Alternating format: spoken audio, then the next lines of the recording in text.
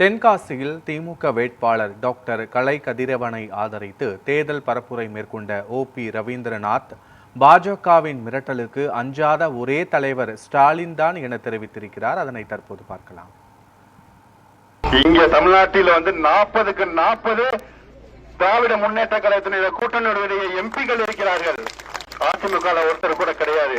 அந்த 40 எம்பிகளையும் டெல்லிக்கு வரவழைத்து இங்க தேர்தல் பணியை முடக்க வேண்டும் என்ற காரணத்திற்காக ஒரு மசோதாவை அங்க உருவாக்கி 2 நாள் டெல்லிக்கு எல்லாமே அங்க வர வச்சுட்டாங்க.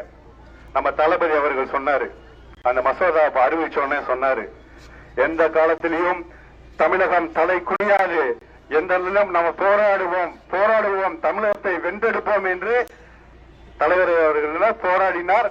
இன்னைக்கு அந்த மசோதா பாரதிய ஜனதா அதிமுக கூட்டணியோடு கொண்டு வந்த அந்த மசோதா இன்னைக்கு தோல்வியடைந்து விட்டது, தோற்கடிக்கப்பட்டிருக்கு.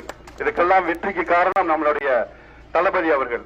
அப்ப தளபதி அவர்கள் இந்தியாவிலேயே அந்த பாரதிய ஜனதாவை துணிச்சலாக எவ்வளவுதான் அவர்கள் மிரட்டினாலும் ED இப்படி எப்படி வச்சு மிரட்டினாலும் அதுக்கு துணிச்சலாக எதிர்க்கக்கூடிய ஒரே தலைவராக, ஆண்மையுள்ள ஒரே தலைவராக நம்முடைய தளபதி தமிழ்நாடு முதலமைச்சர் அவர்கள் மட்டும்தான் திகழ்ந்து கொண்டிருக்கிறார்.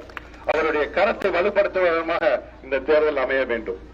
நீங்க அந்த கட்சிக்கு ஓட்டு போட்டீங்கன்னா அது பாரதிய ஜனதாக்கு ஓட்டு போட்டதான் அர்த்தம். இதை நீங்கள் புரிந்து கொள்ள வேண்டும். இன்னைக்கு திராவிட முன்னேற்ற கழகம், நம்மளுடைய தளபதி அவர்கள், பேரறிஞர் அண்ணா, நம்ம முத்தமிழறிஞர் கலைஞர் அவர்களுடைய வழியில இன்னைக்கு சுயமரியாதை, சமத்துவம், சமூக நீதியை காத்துக் கொண்டிருக்கின்ற ஒரு தலைவராக இன்னைக்கு விளங்கிக் கொண்டிருக்கின்றார்.